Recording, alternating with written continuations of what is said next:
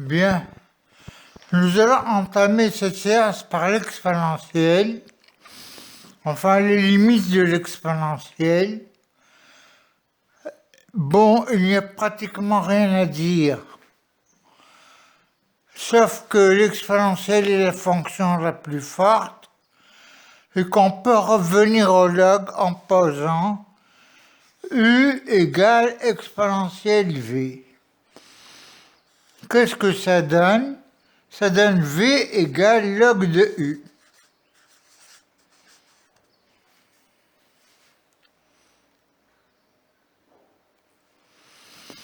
Donc, si nous avons exponentielle x moins 1 sur x, par exemple, quand x tend vers 0, je pose u égale exponentielle x. Donc, x égale log de u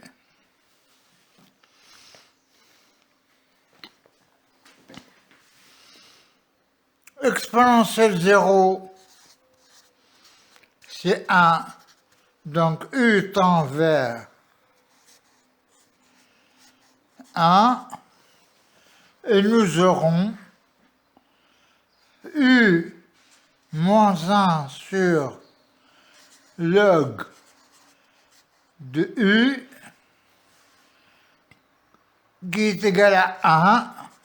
C'est simplement l'inverse de log de u sur u moins 1 qui est 1 quand u tend vers 1.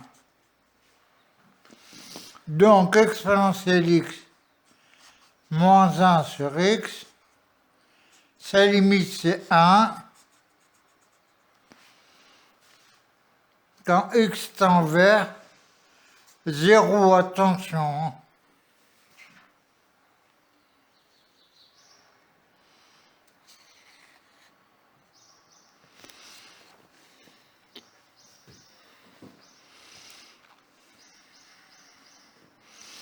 Bien, à l'infini maintenant. Ce qu'il y a à remarquer, c'est que l'exponentielle étant la fonction la plus forte, u alpha exponentielle u, sa limite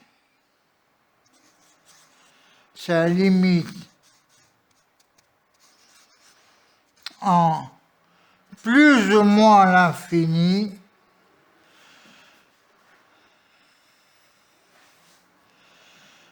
c'est tout simplement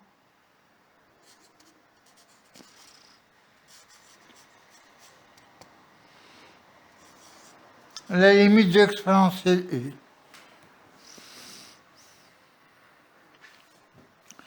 Il suffit là aussi de se ramener au log et d'arranger les choses avec les u alpha, etc. Bien, c'est tout ce qu'il y a à dire concernant l'exponentielle.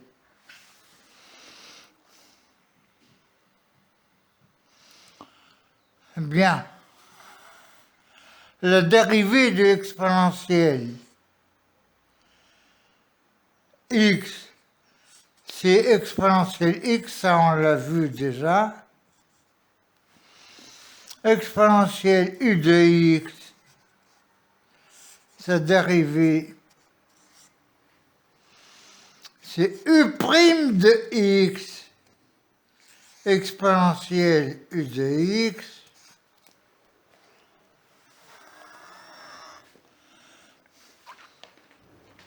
et puis c'est tout.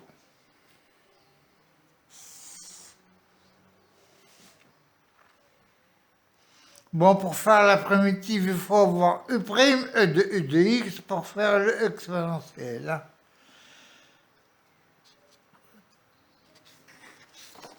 Bien.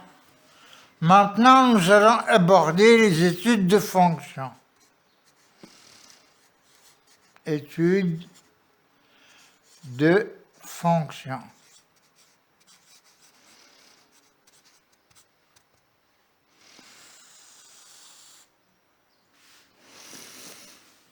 Bien, qu'est-ce qu'il y a à dire concernant les études de fonctions? Ce qu'il y a à dire, c'est que nous allons procéder logiquement. D'abord, si nous avons une fonction f de x, nous devons voir le domaine de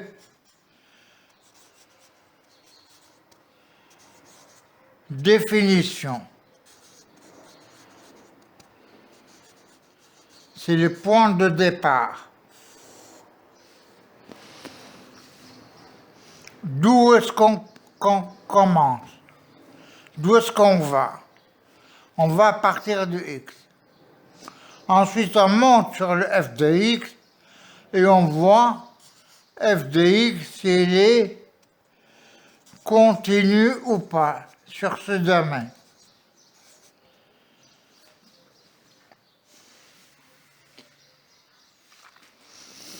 Pourquoi? Si nous avons une route, nous devons voir si on peut traverser cette route ou pas.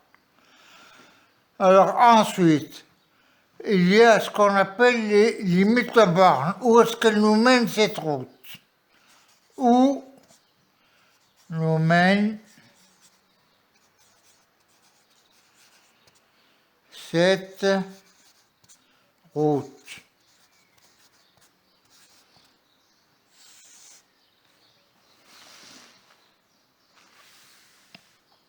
Alors, limite aux bornes, on fait ce qu'on appelle les limites aux bornes.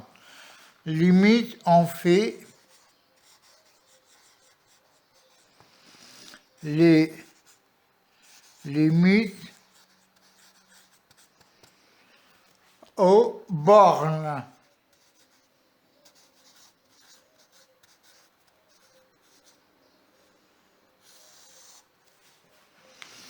C'est ce qu'on appelle les bornes en maths. En fait, c'est-à-dire les bords.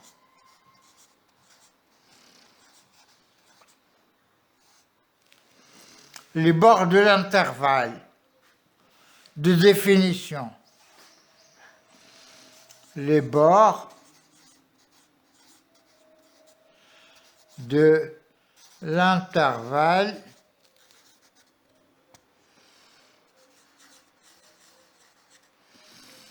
de définition.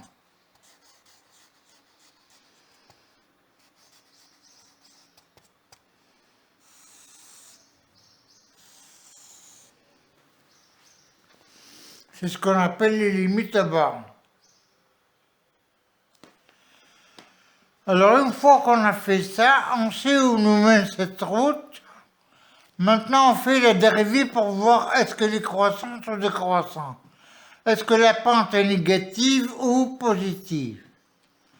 Alors ensuite, donc premièrement on fait le domaine de définition, on fait la continuité, où nous mène cette route, on fait les limites de bornes, c'est-à-dire les bords de l'intervalle de définition. Et pour clore le début du travail, parce que ce n'est que le début, on fait la dérivée, on fait la dérivée pour voir quand la pente qui est la dérivée est positive ou négative.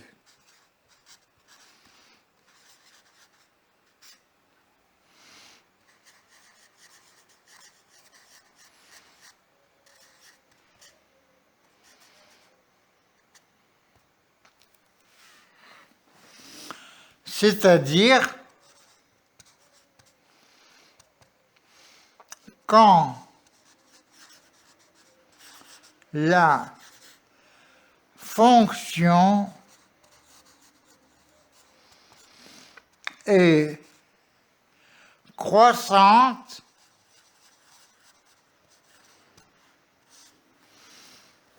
dérivée positive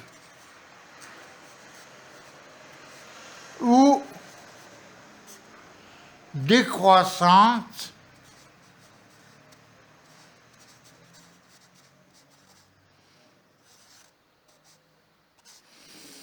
dérivée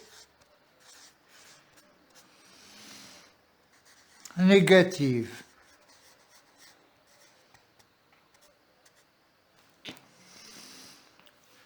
Bien.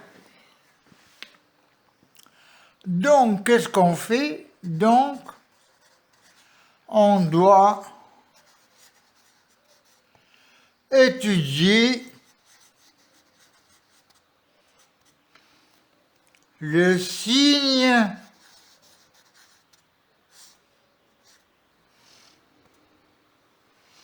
de la dérivée.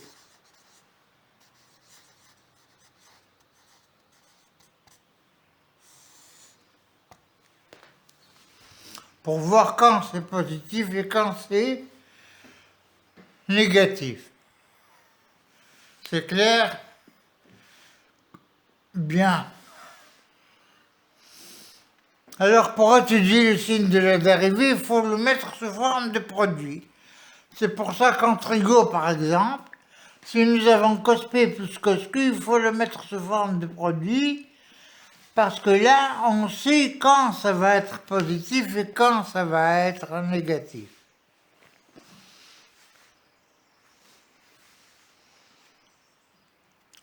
Bien.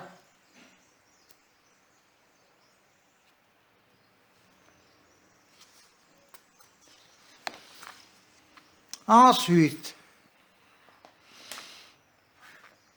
pour étudier le signe de la dérivée, on dresse ce qu'on appelle, on dresse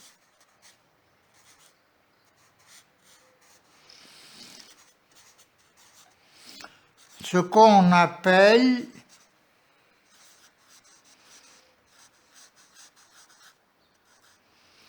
le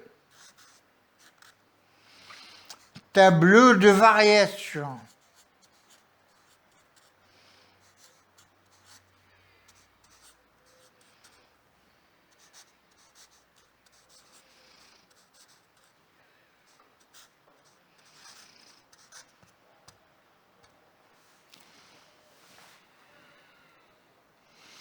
On met le x, le f' de x et le f de x. Alors il y a le x sur le domaine, etc. Le f' de x, quand c'est positif, quand c'est négatif.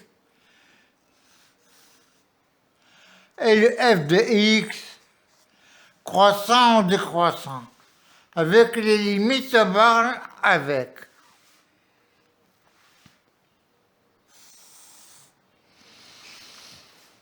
Nous allons voir des exemples. Je vais vous faire les fonctions types, toutes les fonctions types qui peuvent exister pratiquement, en général. Hein. Bon, une remarque.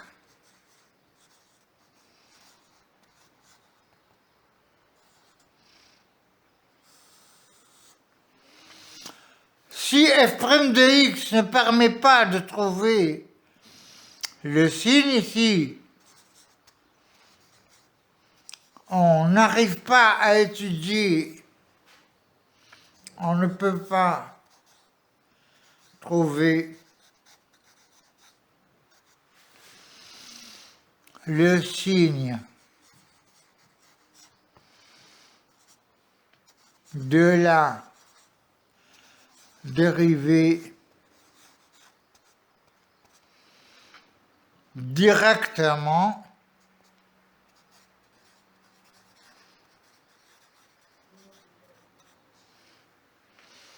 on passe à la dérivée seconde, on passe au signe de la dérivée On fait la dérivée seconde, donc la dérivée seconde, on détermine son signe, on détermine son signe, et on remonte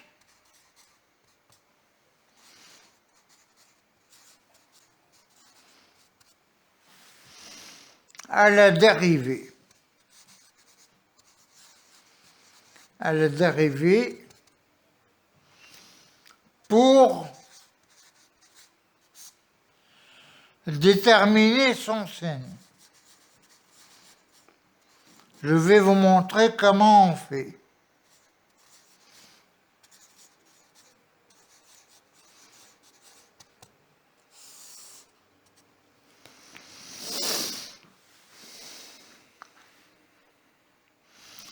Bien.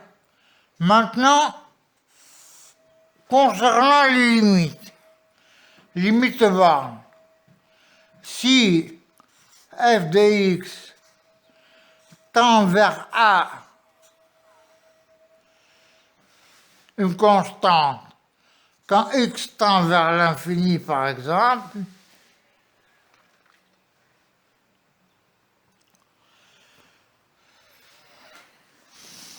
A s'appelle asymptote horizontale.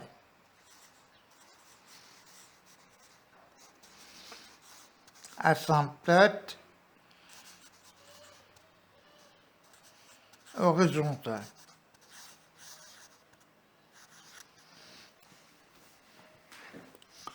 Que veut dire le mot asymptote? Tout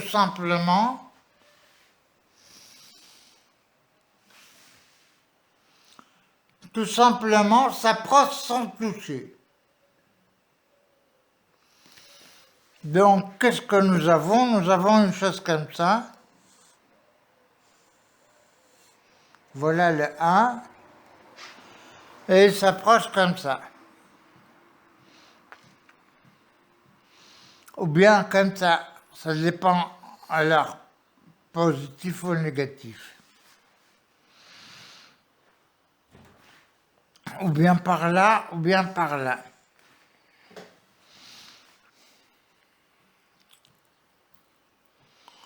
Alors, si f de x tend vers A, si, quand x tend vers A, f de x tend vers l'infini, c'est un cas qui peut arriver aussi, c'est une asymptote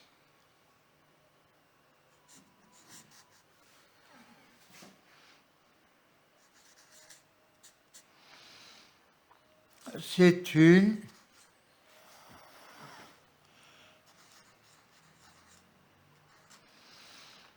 asymptote, donc elle s'approche sans toucher, verticale.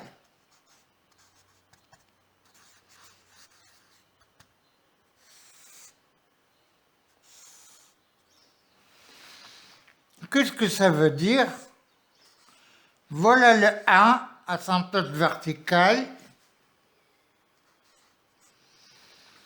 et le f s'approche comme ça.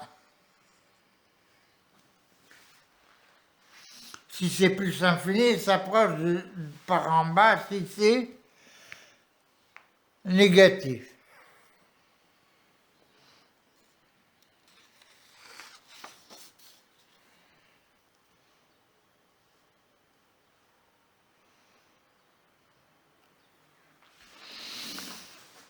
Maintenant, alors on a vu le cas où f de x tend vers A ou bien x tend vers A.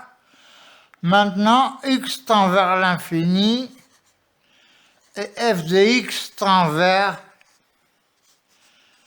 l'infini. Qu'est-ce qu'on fait? On mesure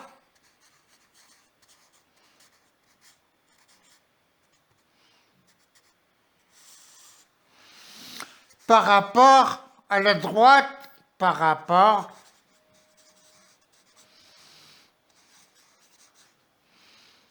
à y égale x. C'est-à-dire qu'on fait limite, quand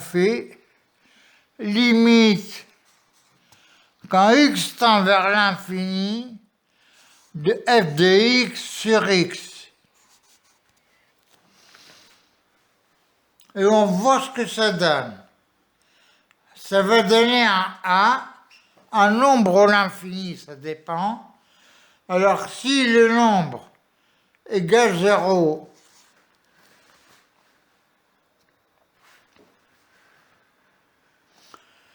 branche parabolique, bon, je vais vous expliquer, ou bien ça donne un A différent de 0 différent de l'infini, ou bien ça va donner A tend vers l'infini.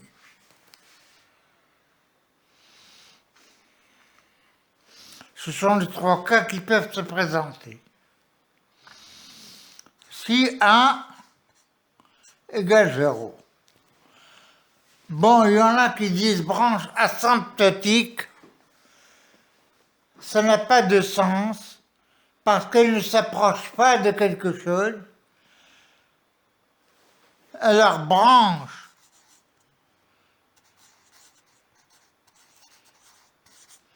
parabolique comme une parabole.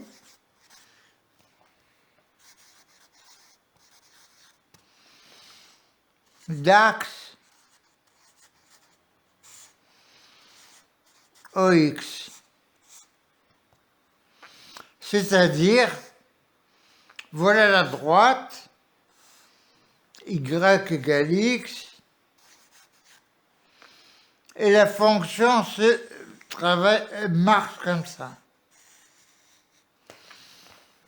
Comme une parabole, mais par rapport à l'axe des x, pas par rapport à l'axe des y.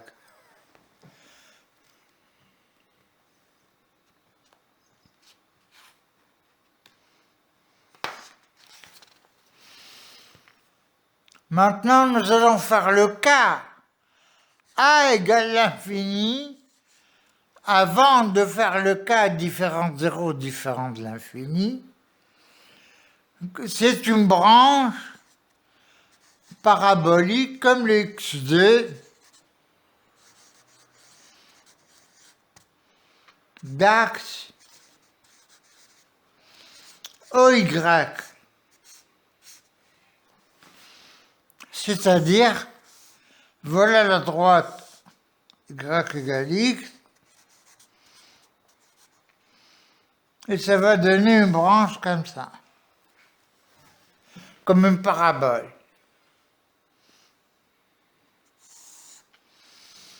Maintenant, A différent de 0 différent de l'infini, qu'est-ce que nous allons avoir?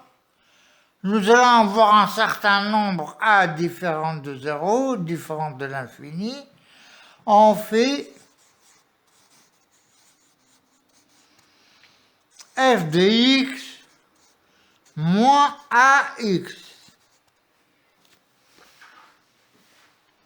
Limite à l'infini, évidemment.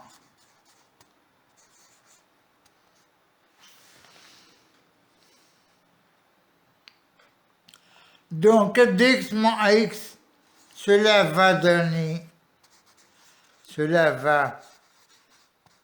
donner un certain b qui peut être une constante, un nombre ou bien l'infini.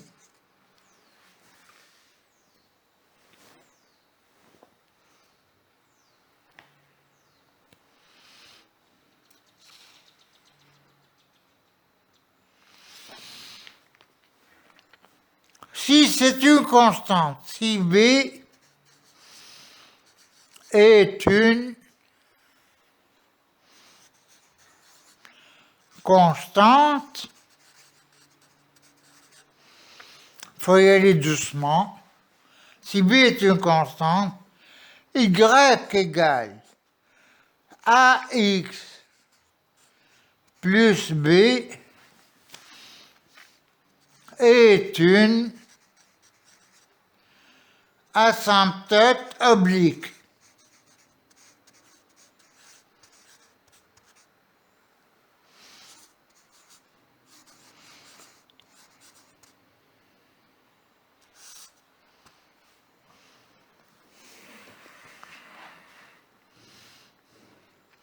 C'est-à-dire, nous avons y égale ax plus b, et la courbe s'approche comme ça.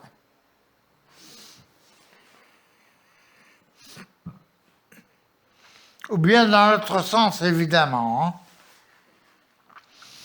Et maintenant, si b égale l'infini, là, on dit que c'est une branche asymptotique. Branche. Dans ce cas seulement, on dit branche asymptotique, pas dans l'autre cas. Pas dans le cas où A c'est l'infini. Hein. Branche asymptotique.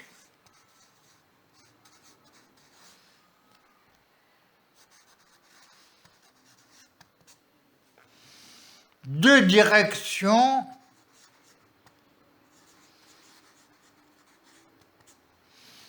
AX.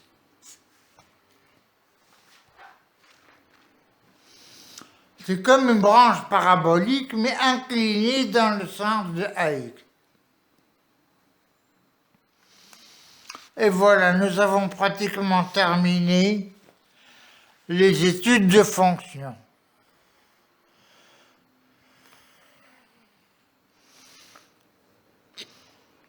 Nous allons étudier maintenant les fonctions de type racine de ax2 plus bx plus c avec delta négatif, c'est le premier fonction type. Racine de ax2 plus bx plus c avec delta positif.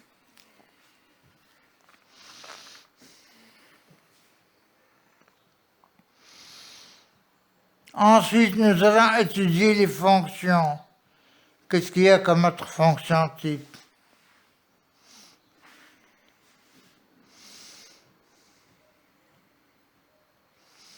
Qu'est-ce qu'il y a comme autre fonction type? Ce sont les principales fonctions type.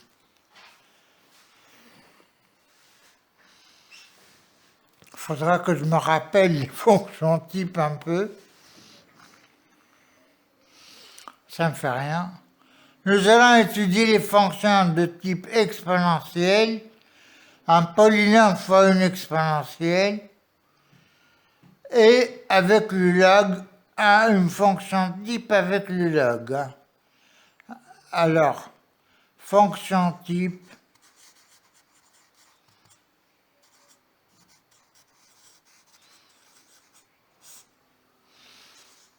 avec log et fonction type avec exponentielle.